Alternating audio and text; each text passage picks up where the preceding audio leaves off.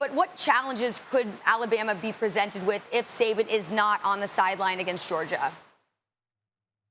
Listen, I think it's bigger than what people are making it out to be. I think it is critical for this game. Before I heard that he tested positive, I was picking Alabama in this game. Now I'm viewing everything because it's that big of a deal. Listen, Saban's not just a great recruiter and a great game planner. He's one of the best adjusters mid-game that we've ever seen in college football history. I got to feel it and face it firsthand in back-to-back SEC championship games.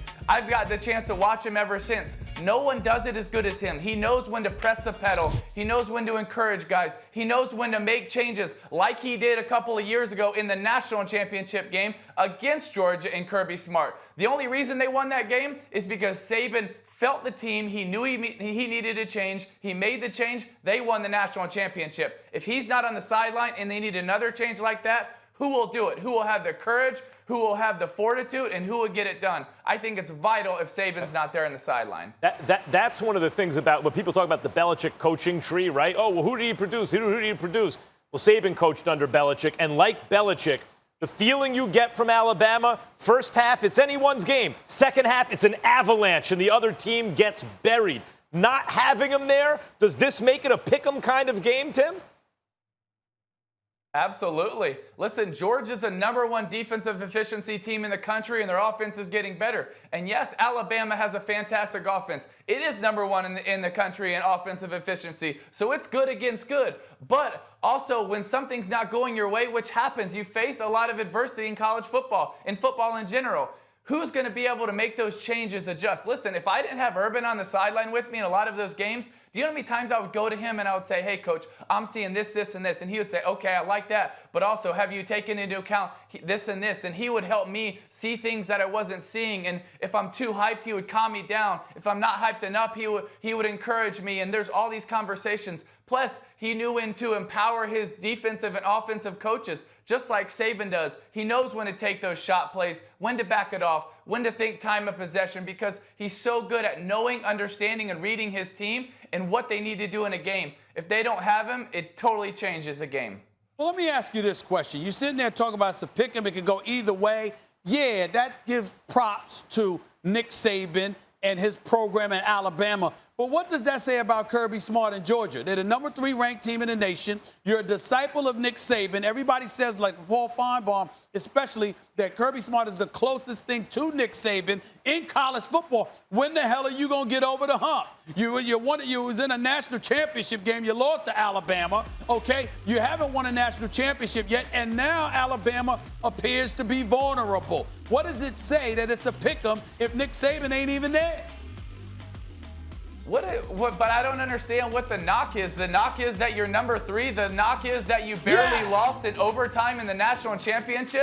The knock is that you barely can't beat the best coach in the history of the game. So if he's #2, then that's not good enough. So we're saying you can only be #1 in the history of the game to be good. Hold on, Tebow. Hold on. What I'm saying is, if Nick Saban is not there and you think that has a profound impact, should that not put more pressure on Kirby Smart in Georgia to win because Nick Saban's absent, is expected to be absent? I do think it puts more pressure on Georgia to win this game, but I think we need to give credit to Kirby Smart and this team. He has an unbelievable defense, especially the front seven. No one runs against them. They're one of the best run defenses in the last 10 years. The offense is getting better. I love the way he's handled his QB situation. Kirby Smart is a really good coach, and he's one of the best coaches in the country. Not just recruiters, but coaches. And so we need to give him credit. But just because Nick Saban isn't there doesn't mean they don't have a lot of other good talent and coaches. By the way, Steve Sarkisian can still dial up some plays. So that's why I still think it's an even matchup. Tim, how would a loss, like what kind of an impact would that have on either team's, Alabama or Georgia's, title hopes? Well, what's crazy is whichever team loses, they're still going to have around a 40% chance in the college football predictor to make the playoffs. So they still got a chance, and I would think Alabama even has more of a chance if Saban's not there on the sidelines, because regardless what the committee says, you have to take that into account. If the head coach and the best in the history of the game's not coaching, you got to take that into account. And not that you want to play that up right now in week 4 of SEC play, but I do think it's important to to mention that because I do think both of these teams will be competing at the end of the year to make the playoff. And obviously it's going to be an uphill battle for the team that loses this, but I still think the loser has a chance to make it. I want to get back to Kirby Smart in this regard. I mean, you acting like I'm insulting, man, because I'm sitting there talking about, excuse me, number 3 or number 2 ain't good enough. Well, damn it, at some point in time, Tim Tebow, it ain't good enough if the expectation is championship. Would Tim Tebow be Tim Tebow without no championship on his resume? Hey, eventually you do got to finish. Eventually you do got to win it. You got to have a chip. You got to have a ring. But why I'm saying that for him is listen, he's doing everything it takes to build a program. Everything it takes from establishing a good offense and defensive line to being top 5 every year in recruiting. And he's been there right at the last seconds in SEC championship games, in national championship games. And honestly, they should have really won the national championship. Yeah. They outplayed Alabama, but this guy named Tua came in. And so I totally get it. It's not good enough, especially in the SEC, to be number 2.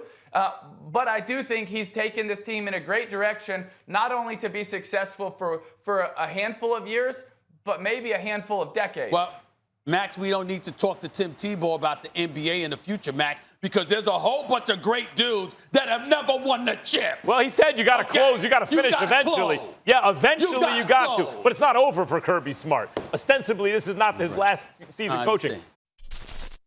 Thanks for watching ESPN on YouTube. For live streaming sports and premium content, subscribe to ESPN+.